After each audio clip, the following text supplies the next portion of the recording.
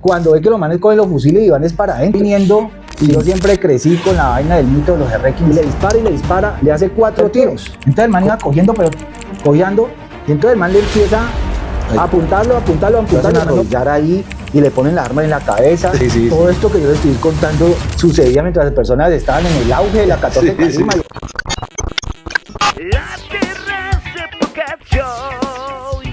¿Qué tal, amigos terraceros? Un abrazo para todos. Siempre agradeciéndoles por compartir, por suscribirse, por darle me gusta a todo nuestro contenido. Pues hablando de contenidos y hablando de Cali, hablando de Salsa a la Calle, que es donde estamos, donde últimamente grabamos todo nuestro contenido, en ese complejo musical y artístico que recibe a todos los artistas, pero esta vez también recibe, digámoslo así, a un artista caleño.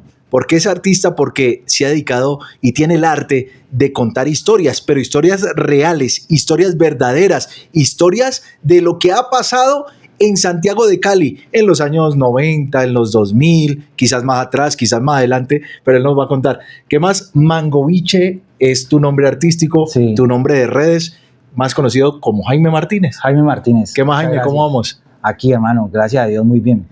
Casualmente, en todo este ir y venir de tantos años, resultó que yo, siendo amigo de Jaime, cuando lo vi, y el hombre viral en todas las redes, y yo dije, pero ¿y este hombre qué está haciendo? Resulta que está contando historias. Jaime, ¿cómo es eso de contar historias, y sobre todo de Cali, de personajes de los barrios? ¿Cómo nació eso?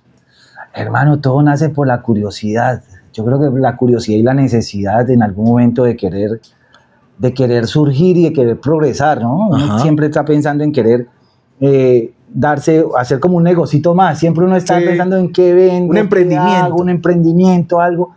Y entonces me surgió la idea de empezar a hacer videos. Ajá. Al principio empecé escribiendo como pequeñas novelas pequeñitas. Sí. Yo mismo las escribía.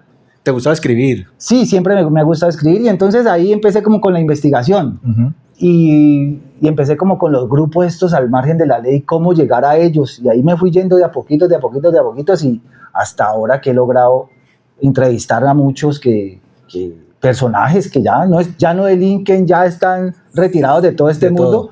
Pero fueron personajes de Cali. Y arrancaste, me dices que arrancaste con el tema de las novelas, pero también con el tema de humor, ¿no? Quería hacer humor. Exacto, pero es que hacer humor en Colombia es muy duro, hermano. Hacer humor en Colombia es muy duro. Porque es que no puedes mencionar al calvo, al flaco, al negro, al blanco. A nadie. Entonces, si querés hacer un humor, que tenés que tener cuidado que no vayas a decir narizón. Porque los narizones como yo se ofenden. Sí. Si hablas del término homosexual, también no se puede, nada de eso. Entonces hacer humor se ha vuelto una cosa muy difícil. Además, es muy difícil para los demás, pero la verdad es que a mí se me daba muy fácil. Sí. A mí se me daba muy fácil porque yo podía hacer un chiste de Uribe. Ajá. O de Petro. Fácil, o sea, rapidito. Pero decía, si hago un chiste de fulano, entonces todos los de izquierda vienen, y exacto, si no, los de derecha. Exacto, entonces ya lo empiezan a tirar uno, no, que usted es de fulano, no, que usted es de... Entonces yo, no, entonces mejor como que me fui tirando para otro lado, como otra clase de humor, pero vi que siempre había el problema de los complejos, porque para mí son complejos. Entonces empezaban ahí como la vaina, de que con este no se meta, que con este no diga, hasta que llegué al punto de que, bueno, ¿y en qué momento nosotros dejamos de ser, que al flaco le dijeran flaco y al negro le dijeran negro? ¿En qué momento fue? Entonces yo empecé como a echar para atrás, y antes de los 2000 a nosotros nos podían decir como quisiéramos, y nadie se ofendía. Y no existía el bullying. No existía el bullying, no existían estas cosas. Y a mí me decían flaco y yo nunca me dije nada. Yo dije, no, pues de los 2000 para atrás que tengo que empezar a hablar. Sí. Y entonces se me fue viniendo, y yo siempre crecí con la vaina del mito de los R15. Ok. El mito de los R15, estos manes. Entonces yo dije, bueno, ¿y qué tal si yo investigo por ellos? Uh-huh. ¿Qué tal si yo empiezo a investigar por ellos? Y entonces en un video, pues ya tenía videos virales, tenía bastantes seguidores. Y entonces en un video me dio por decir que los R15 eran una banda de Cali que hacían robos, pero robos grandes. Uh-huh. El video se fue, tiene no sé cuántos millones de reproducciones. Y fue tanto así que ellos mismos me empezaron a contactar. Los ex integrantes, los que aún quedan para que vivos, contaran la historia real, para que no fuera a inventar nada. Exacto, me empezaron a contar la historia real, y di con Charles Narváez. que es el escritor de un libro que se llama Mis Memorias, los R15. Oh. Él lo escribió desde la cárcel, él aún está en la cárcel, en una de las cárceles de Colombia. Él está recluido en la cárcel y resulta que me logro contactar con él por medio de la hija. La hija me escribe, y mi papá perteneció a ello, mi papá hizo un libro, queremos regalártelo. Oh. Me llega el libro, lo leo, no, pues quedé fascinado con el libro. Entonces le digo, dígale a su papá que yo puedo, le mandé unos videos míos, Sí. entonces le digo a su papá que yo puedo reproducir una de sus historias a mi estilo. El man a los minutos me contestaron que sí. Entonces yo empecé a contar la historia, una historia de un robo que hicieron, que aparece en el libro. Y entonces pues la gente le gustó mucho la forma de contar la historia, entonces empecé a encontrar como un norte. Ahí empecé a encontrar un norte. Entonces ya después de él, cuando ya conté esa historia, empezaron otros grupos a querer que yo contara la historia de ellos. Entonces ya empezaron grupos de otros barrios que ya retirados, sí, claro, manes de Petecuy, manes de Rodeo, manes de otras partes que querían que yo contara la historia de ellos, querían como un protagonismo también ahí.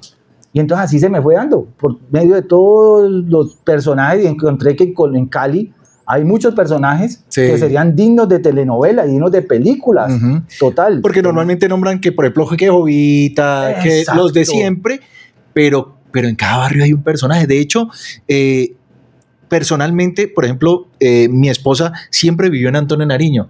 Y le mostré, mostrándole, tu perfil, y preciso apareció la historia de Ricky. Y a ella le tocó esa historia allá, que era ella me contaba que era un personaje pues tremendo, un chino de 16 años que era lo más peligroso que había prácticamente en Cali. En Cali. Fue un pelado que a sus 16 años, en el año 2008, él murió de 17 años en el 2009, ¿no? Imagínate. En noviembre del 2009. Pero en el año 2008, en todo lo que corrió el 2008, cometió 50 personas le quitó la vida.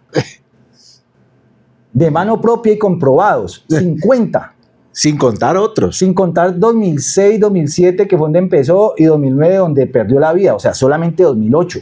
Entonces llegó a ser el joven menor de 16 años con más personas que le quitó la vida en Sudamérica. Wow. Ya, el man tiene el récord. Tremendo. Se voló 8 veces de las correccionales. Fue una cosa de locos, el man fue un personaje en Cali. Entonces son personajes. Sí. Hay buenos, hay irregulares, hay malos. Hay personajes que siempre igual se distinguen por algo. Entonces empezó como la gente a buscar. Bueno, antes de ir avanzando en el tema, ¿por qué Mangoviche? Esa historia me gusta mucho decir por qué es el nombre. Hermano, yo estaba mondado, ¿cómo se dice? Pelado, sin una en el bolsillo. O más de uno que andamos a veces en la calle. Estaba sin trabajo, aburrido de la vida, hermano, y buscando trabajo. Yo siempre trabajé taxi, ¿te acuerdas? Sí, claro, nos conocimos cuando manejaba el taxi. 15 años manejando taxi, y se me venció la licencia y no tenía para renovarla, me quedé sin trabajo. Hermano, y entonces yo sacaba el perrito que tengo a un parque, y había un palo de mangoviche, y yo me hacía abajo el palo de mangoviche, a bajar los mangos, a comerlo con sal con mi hijo, y esa era la merienda. Yo me llevaba al niño más pequeñito a comer mangoviche con sal. Y hermano, y entonces cuando me ocurrió la idea de empezar a hacer videos, yo dije, pero ¿cómo le pongo al canal? Y mi nombre, pues le estaba debiendo como 50 gotas. De una me ubican. Claro. Donde yo ponga el nombre, ya queda. Ahí mismo. De una de los cierran. De una. Dije, no puede ser mi nombre. Es más, yo empecé a hacer videos grabando al piso. El piso, yo no me mostraba. No. Entonces yo dije, no, pues ¿cómo le pongo? Entonces yo le voy a poner Mangoviche. Yo dije, lo voy a poner Mangoviche, después pienso que le pongo, y le puse Mangoviche. Y empecé a hacer videos grabando el piso, pero entonces como recordando cosas pasadas, discotecas, bailaderos, que Molotov, que Barbarelas, que cuando íbamos a estas discotecas Cañandonga, cuando íbamos, entonces yo empecé a hacer los videos hacia el piso, que la música de las tías, que la música para cuando llegue alguien del extranjero, cómo lo recibas, una playlist. Entonces empecé a hacer todos estos videos, pero grabando al piso. No me veía, yo no daba la cara porque me daba miedo los gotas. No, escucha, otro gota más y me regalaban una moto. Ya no se me da por puntos. Uy, no. Yo andaba con una cosa así, y de esas tarjeticas de gota. No, ya me sonaba el teléfono y yo era el estrés. No. Hermano, y entonces logré conseguir trabajo en una constructora de ayudante de construcción, bolear pala y pica, man. Y entonces ahí fui pagándoles. Pero entonces me tienen que esperar porque no hay de otra. Sí, sí, pero entonces, con paciencia. Entonces era mitad para el gota a gota y mitad para la casa, debiendo arrendos. No, bueno, eso es un dilema horrible. Pero entonces ahí empecé, vi que los videos empezaron a surgir, ya hace 2 años, sí, como 2 años. Hermano, y los seguidores para arriba, para arriba, para arriba, para arriba, para arriba, para arriba, hasta que liquidé el último gota a gota, le pagué. Ya no tenía nada más que ver con ese man. Hubo uno que hasta eso, mejor dicho. Le cantó el himno nacional. No, Dios mío, eso me tocó irme con la policía y todo, cauciones y todo, bueno. Porque son bien... Claro, con gota a gota que respete lamentablemente es atravesado. Sí, y hace parte de su trabajo. Exacto, porque tienen que de alguna manera cobrar lo que se presta. Lo que pasa es que no son formas, ¿no? Sí, no son formas, pero yo también he hablado con muchos, porque muchos son seguidores míos ahora. La verdad que es que ahora son seguidores míos, los que me prestaban plata son seguidores míos. Y entonces yo les digo, hombre, si estás viendo una persona que está tan ahorcada, que cuando vos llegas a prestarle, ese man saca un poco de tarjeta de que no sabe ni cuál es la tuya, ¿para qué le vas a prestar más? No le prestes más, ya no más. Cuando logro romper esa barrera de las deudas, entonces un amigo, un compañero del trabajo por allá en octubre del año pasado, me dijo... ¿Todavía estaba en la obra de construcción? No, ya no está en la obra de construcción, ya está trabajando en otra empresa, de aseador. De lo que estoy ahora, yo ahorita estoy trabajando de aseador. Entonces y qué bueno que hagas esa salvedad, porque muchos dirán, no, está en la red, está como la mayor parte de influenciadores que van y es farándula, eventos, ya, o sea, ya se relajan porque ya saben que la red está nutriéndolos económicamente, pero no, vos estás trabajando, estás en una empresa. Es que yo no tengo afán de ninguna clase. Yo no tengo afán porque llegué despacio, voy despacio. Sí, claro. No tengo afán. Entonces un amigo en el trabajo me dice, tenés que empezar a mostrar la cara, porque entonces nadie reconoce tu voz. Sí. Y entonces descubrí que en la voz mía, en el acento, había una clave. En el acento caleño había una clave que enganchaba. Entonces tenía que lograr coger esas personas que les gustaba mi acento y lograr personas que les gustara mi cara, que ahí iba a ser lo difícil, ¿no? Porque uno bien veo lograr que una persona la traiga, es muy duro. Sí. Entonces yo dije, no, pues tengo que lograr algo. Entonces empecé a escribir unos chismes, yo le llamaba chismes. Un chisme de un señor que se murió, don Raúl se murió, y en el entierro, en el velorio, estaba la esposa y le llegó la moza con el hijo. Real, ¿no? Con el hijo, eso historia real. Es una historia real. Sí. Y entonces llegó la esposa con el hijo, con el niño, y el niño se parecía más al muerto que los propios hijos con la señora. Tremendo. Entonces yo hice toda esta historia, hermano, y eso fue un boom. Y la gente le encantaba como yo la narraba. Sí. Entonces yo dije, aquí voy bien. Pero empecé a escribir y a escribir y a escribir, y ya no me daba la cabeza para inventarme más. Ya no me daba para inventarme más. Y yo empecé como eso se llama como un estancamiento. Como la línea, esa línea hasta que ahí llegó el techo, pan, exacto, hasta ahí llegó. Y ahí quedó. Ahí duré 2 meses, 3 meses. Craneando. Yo, ¿qué hago? Si no me da la cabeza, ya de verdad no me daba más la cabeza para escribir. Yo hacía cositas, pero no me... Hasta que empecé con esto de estas bandas, y esas historias ya están escritas. Esa historia yo no les tengo que... No que relatarlas. Relatarlas, y de pronto yo le quito cositas. Porque, no, eso no fue así. Yo le quito cositas y le pongo otras, como para darle espectacularidad y la interpretación, y ahí para allá me fui. Te di para allá, pues aquí voy. Sí, precisamente muchos te reconocen por eso de los R15, pero pues ya hemos hablado de que igual tú también has cogido el tema de esos personajes en los barrios, qué barrios de pronto te falta, te han llamado, venga, porque yo me he metido a los live y la gente empieza, vea la historia de tal persona. Lo que pasa es que uno de pronto, uno que es un poquito más de acá, uno dice, bueno, ¿quién será? Y que todo el mundo, sí, ese personaje, y ¿qué sabes de la vida de tal? Y empiezan a preguntar de esos personajes de los barrios, ¿qué barrios te faltan? ¿Cuáles son esos personajes? ¿Cuál te ha impactado más? ¿Qué me ha impactado más? El barrio Calima. Sí. Hermano, porque uno tenía en su mente que el barrio Calima era un estrato altico. Y que normalmente el barrio Calima ha sido tranquilo. Tranquilo, sí, exacto. Y resulta que dentro del barrio Calima se desarrolló una guerra. una guerra, y además el barrio Calima tuvo o ha tenido en su historia muchos personajes del narcotráfico. Uno de los brazos armados, o el brazo armado más fuerte que tenía Varela, era Julio Peña y Eduardo Peña. Eduardo Peña vivía en Calima, y también vivía Fofe, que fue el jefe de los sicarios de Varela. Imagínate. Y dentro del mismo Calima, con Fofe se criaron Carebala, se crió Tatú. Tatú eran niños, se criaban juntos, pero resulta que Tatú en algún momento era amigo de Fofe y entran en enemistades y se declaran la guerra, y Tatú era los Montoya. Y entonces, mientras se desarrollaba en Cali la guerra entre Varela y Montoyas, en Calima también había una pequeña guerra entre Tatú y Fofe. Imagínate. Ya que Fofe no le entraba a hacerle sicariatos directamente a Tatú, porque Tatú era el papá de la hija de una sobrina. Era prácticamente casi familia. Es que todos eran del mismo, eran de ahí, del hermano, mismo entorno. Del mismo entorno, es que los separaban cuadras del uno al otro. Y uno decía, pero estos manes cómo se fueron a entrar en guerra. Y empezaron que ponían a valer se dice cuando a una persona le dicen, si usted le quita la vida a ese, le pago tanto. Ajá. Entonces resulta que empezaron a valer a los amigos. A los amigos, o sea, si a vos te saludaba alguien, te daba la mano, ya eras objetivo. Si yo te saludo, vos eras la calentura y yo te saludaba, ya eras el amigo objetivo, y ya tenías precio tu cabeza. Exacto. Sí. Tanto así que una señora que le hacía el aseo a la casa de Tatú, le aseo a la casa de Fofe, la pusieron a valer y le quitaron la vida. Y la señora era una señora que hacía aseo en las casitas. Trabajando y ya. Trabajaba y le quitaron la vida. Tremendo.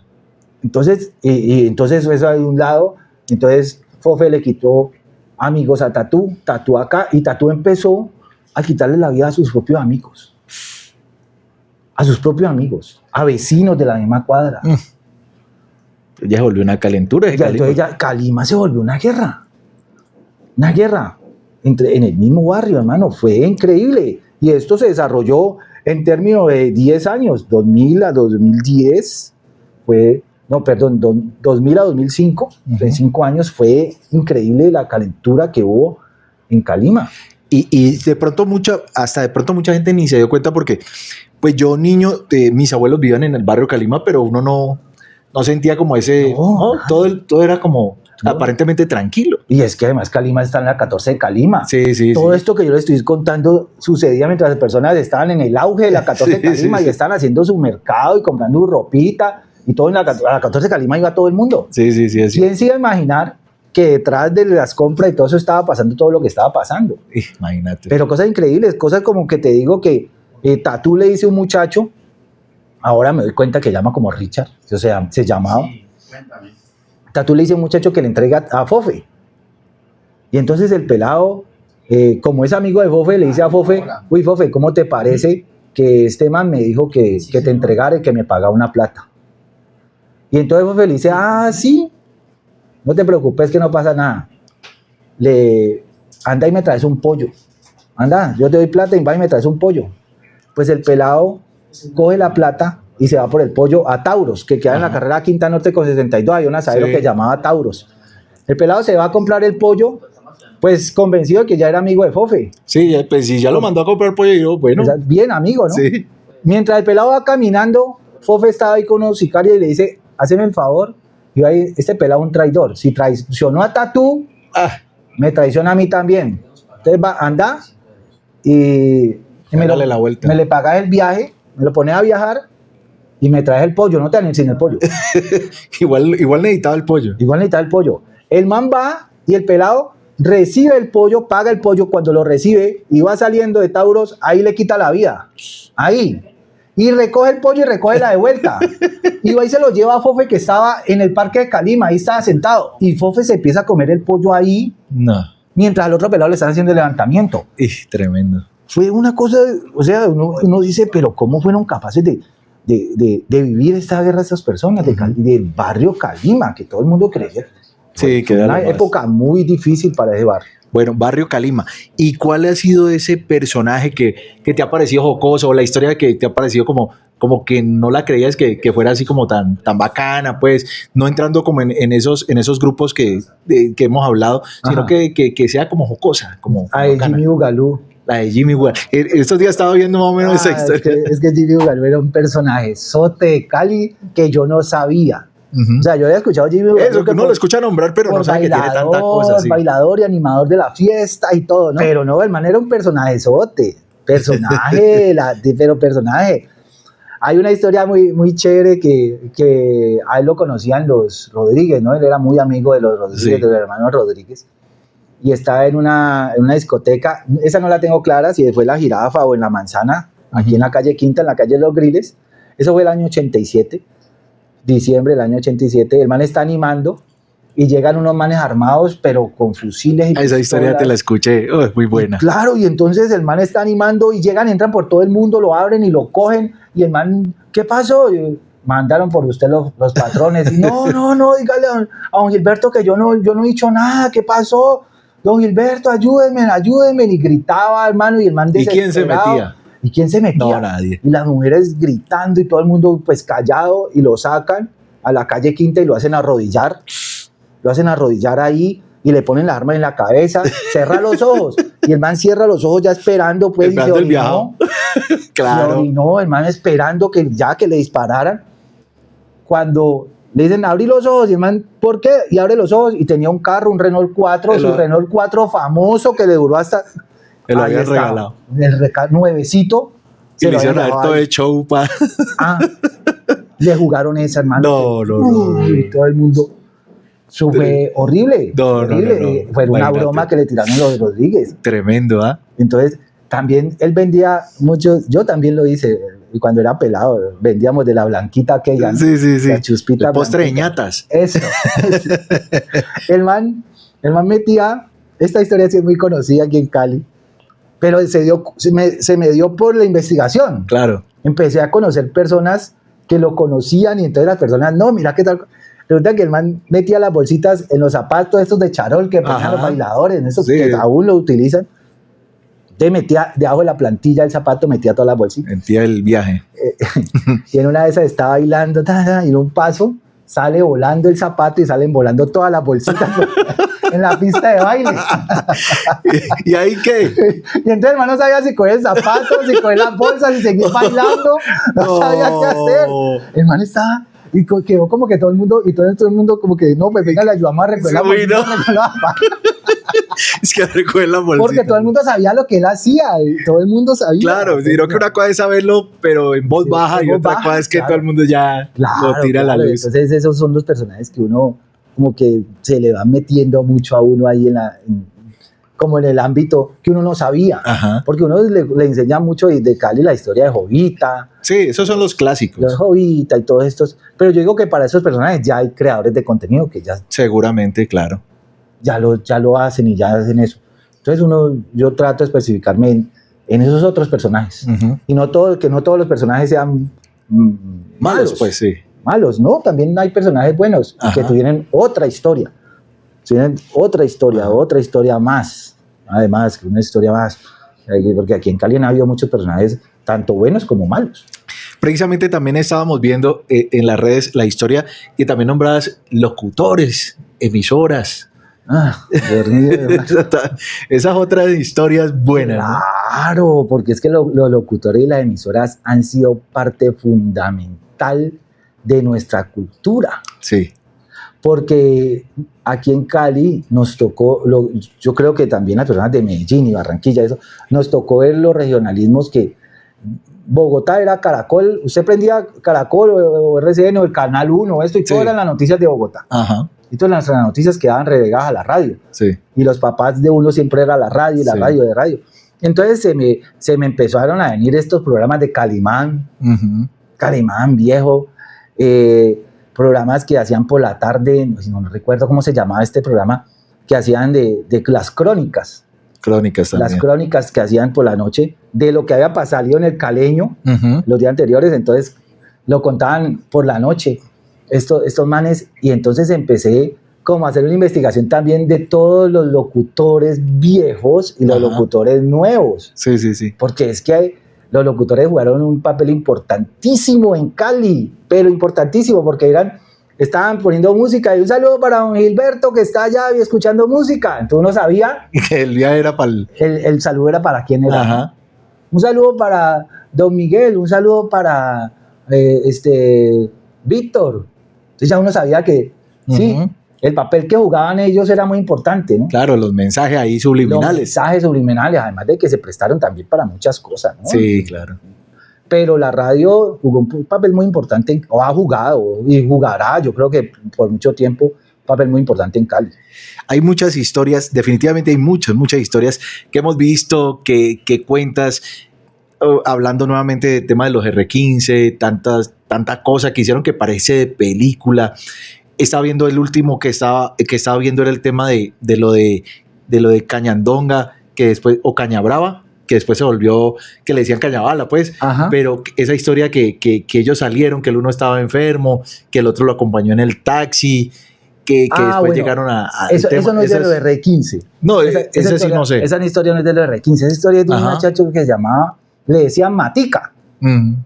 Matica era del barrio Refugio, de Nápoles, de ese sector de Nápoles. Era un muchacho un muchacho universitario, pero que le encantaba la rumba. Y le encantaba ir a los lunes de Cañandonga. A lo que le decían Cañabala era Cañabrava, acá en la Ribera. Cañandonga era los lunes. Ya. Y hacían las super rumbas ahí en Cañandonga. Y entonces el pelado empieza, ese lunes, era un lunes festivo, empieza a buscar a sus amigos para que vayan por la noche a Cañandonga. Pero resulta que esas rumbas de uno de pelado empezaba el viernes y terminaba el domingo. Sí, sí. Y entonces, claro, esos habían rumbeado todo el fin de semana. Y ya el lunes estaban estallados. Entonces le decían, no, hoy no vamos a rumbear, Matica, ¿cómo te ocurre? No, que hoy es buenísimo. Y además, pues, Cañandonga, las mujeres calientes. Sí, sí. Y el pelado universitario y pinta. Y yo, no, yo me voy para Cañandonga. De todos los que invitó, solamente le copiaron 2. Solamente le copiaron 2 pelados. Lo esperaron, salieron como a las 9:30 de la noche de allá, cogieron un taxi, llegaron a Cañandonga. Uno de estos pelados, se empezó a sentir maluco, que fue el que me contó la historia. Ah, ok. Él me la contó la historia y después me la contó el hermano de Matica. También lo contacté. Bueno, entonces llega allá y este pelado empieza a sentir mal. Lo que nosotros le decimos maluco, pues enfermo. Sí, sí, sí, exacto. Porque en otras partes no saben qué es maluco. Sí, es cierto. Entonces empezó a sentir enfermo, dolor de cabeza, náuseas, pues con estas ganas de... Entonces, no, yo me voy para la casa. Y Matica, no, hermano, pero ¿cómo te vas a ir? ¿Cómo te vas a ir? Matica empezó a ver que gente que siempre iba a la rumba, pero vio siempre en una mesa que habían 3 pillos. Sí. Y ya eran conocidos de ellos, porque además ellos mantenían en el barrio El Refugio, eran de los Pachos antes, de Pacho Herrera. Sí. Ellos habían pertenecido a los Pachos. Entonces, no, pues, no vio nada raro. No vio nada raro, todo está igual. Entonces le dijo, no te vas a ir, que la rumba está buena. Le dijo al amigo, no, yo me siento muy mal. El amigo sale a la calle como a tomar aire, se siente muy mal, vuelve y entra y le dice a Matica que no, Matica, yo me voy. Entonces Matica le dice, no, pues andate. Entonces le dice al otro amigo, acompáñalo al taxi para que este güey no se vaya. Sí. Yo me quedo cuidando la botella. Ajá. El amigo sale a la calle Quinta, eso era en la calle Quinta entre 39 y 44, donde estaban los mariachis. Los mariachis. El amigo sale a la calle Quinta y en la calle Quinta desierta, no hay un taxi, nada. Entonces el amigo le dice, pues vamos a la 44 y cogemos un taxi que venga bajando, después cualquier taxi. Entonces el amigo que está así enfermo, viene el taxi bajando, le pone la mano y el otro se queda ahí en donde los mariachis, se queda ahí fumando un cigarrillo, ahí en esa chacita de los mariachis. Sí. El man en el taxi va hasta la autopista y cuando llega a la autopista ve que entran por la autopista 3 camionetas, una camioneta y 2 Mazdas. Y entonces el man pues los vio que subieron, pero rápido, pues normal. El man sigue por la autopista. El que está fumándose el cigarrillo ve las camionetas que llegan allá a la calle Quinta y se hacen enfrente de la discoteca. Y ve que de la camioneta se baja, de la camioneta que está en el medio se baja un poco de gente y abren la cajuela del Mazda y empiezan a bajar unos fusiles. Uy. Y además está fumando el cigarrillo y ve ese espectáculo cuando ve que los manes cogen los fusiles y van es para adentro, sin pedir permiso ni nada, no, fueron entrando. Y claro, ya adentro, ya estaba la guerra, adentro estaban los gillos, esos que estaban ahí sentados eran los gillos, que eran brazo armado de Montoya, y los que llegaron fue los Vareludos, los de Varela, y llegaron y empezaron a disparar a lo que encontraran, a lo que se muriera, hermano. Y lamentablemente ahí perdió la vida Matica, perdió la vida un intendente de la policía, que en ese tiempo le decían, andaban en bicicleta. ¿Te acuerdas que en un tiempo los policías andaban en una bicicletica por los parques? Un intendente Jaime, perdió la vida él, perdieron la vida muchas personas, y escoltas también de ellos mismos, sí, porque se formó una balacera adentro. Sí, claro. Adentro se formó una balacera, y los gillos, a uno de ellos le pegaron un tiro y el otro se alcanzó a volar porque en la parte del baño había como una luceta, se subió por la luceta y cayó al otro lado. Entonces los objetivos no murieron. O sea, por los que iban, se salvaron. Se salvaron, y cayeron fue muchos inocentes. Tremendo. Son historias, mejor dicho, ¿cuáles te faltan de los mismos R15? Que me imagino que esto también ha traído de pronto consecuencias para vos, o te han dicho algo, o al contrario les ha gustado el tema. ¿Qué ha pasado ahí? A los mismos R15 les ha gustado mucho, a ellos, a los protagonistas les ha gustado mucho.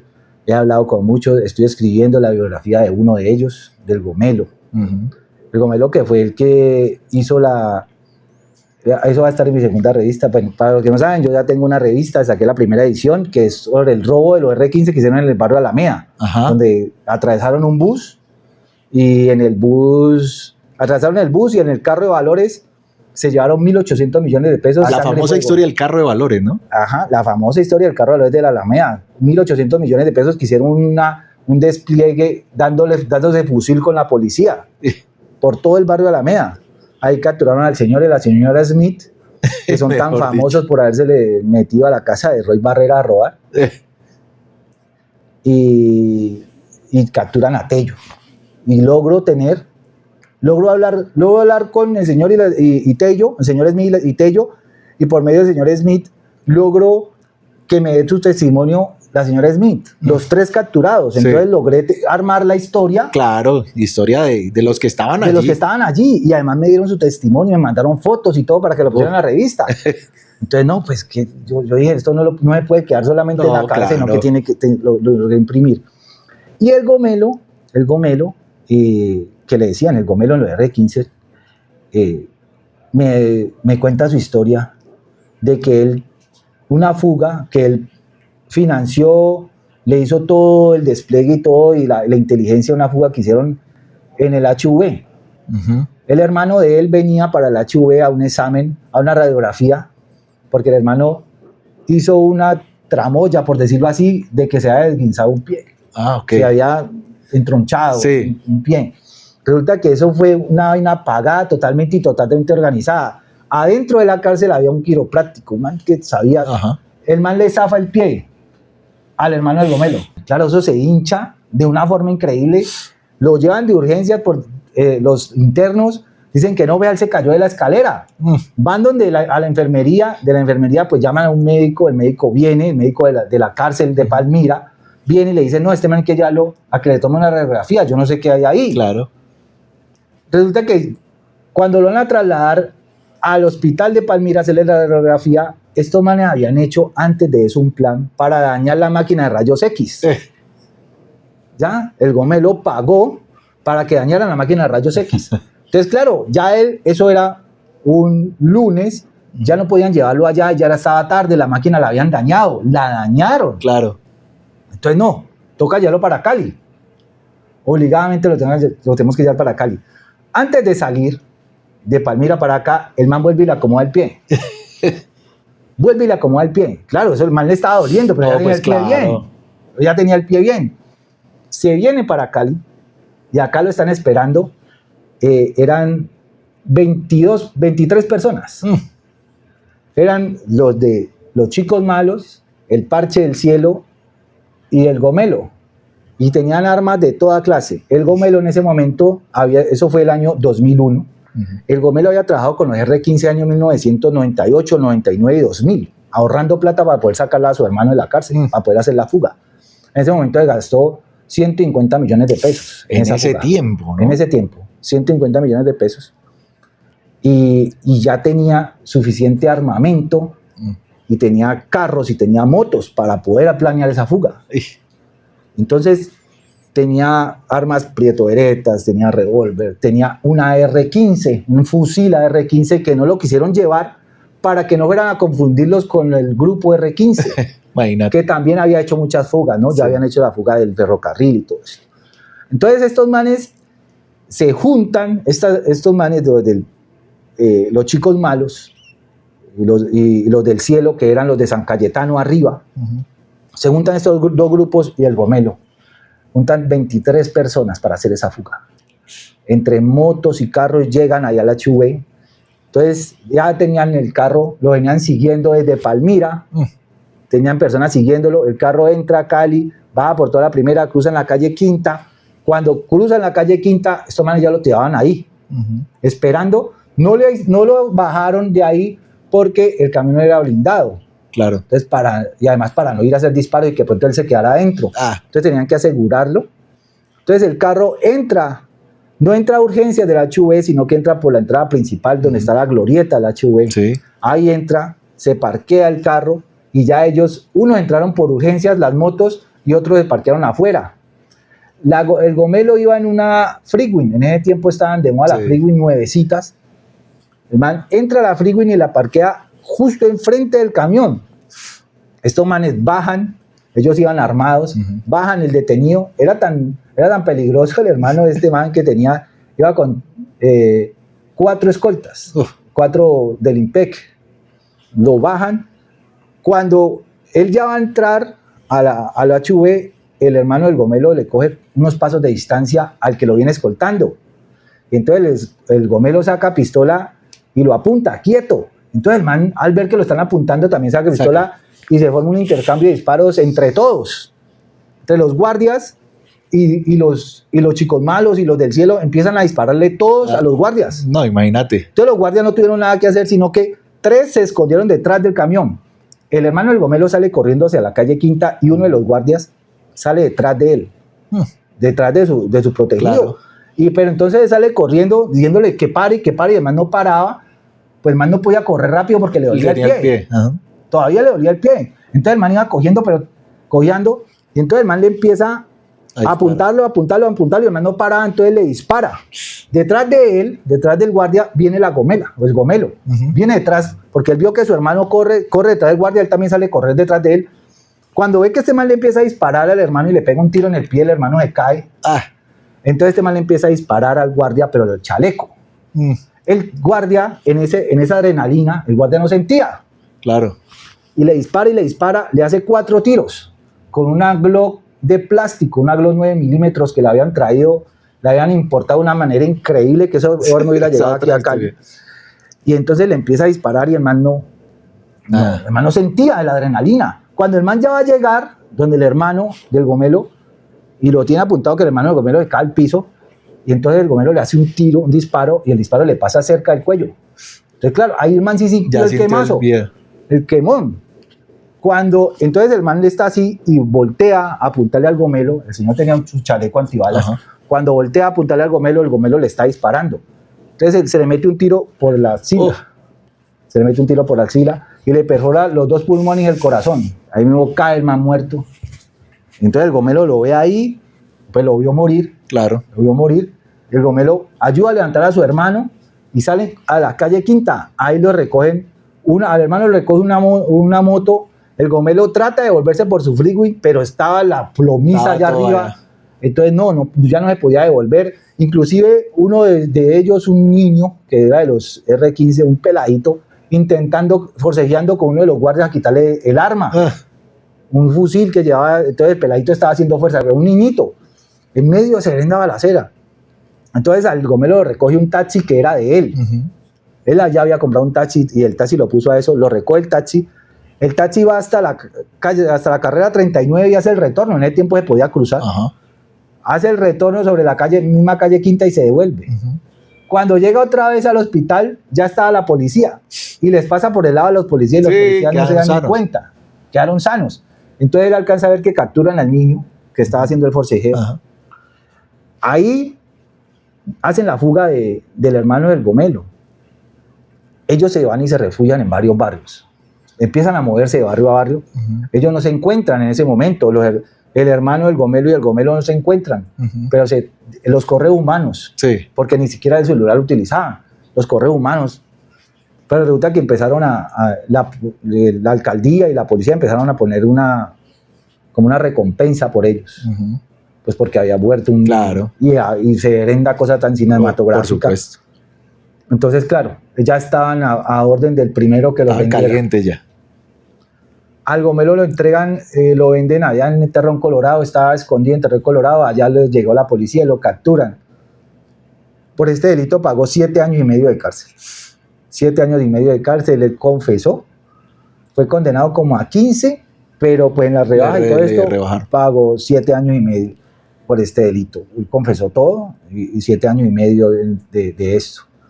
Fue lamentable, ¿no? Porque el señor murió haciendo su trabajo.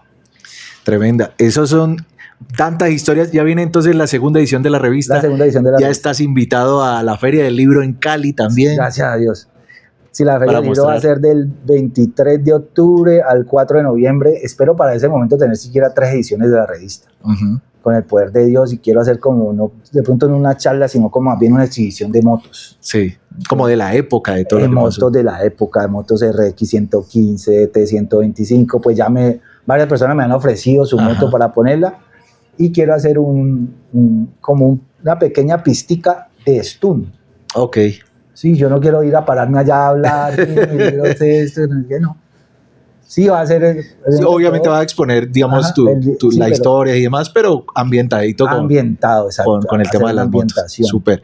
Bueno, Mangoviche, así está en tus redes sociales. Sí. Pues yo sé que no sobra decir que esas son tus redes sociales para que te sigan, pero de verdad que para nosotros un placer que nos puedas contar estas historias, que la gente como que venga al recuerdo de tanta cosa que ha pasado en Cali y que de pronto puedan encontrar en tus historias como esa vaina de los tiempos aquellos, por lo mismo que hemos hablado, tanto los personajes malos como los buenos, que también es agradable recordarlos. Exacto.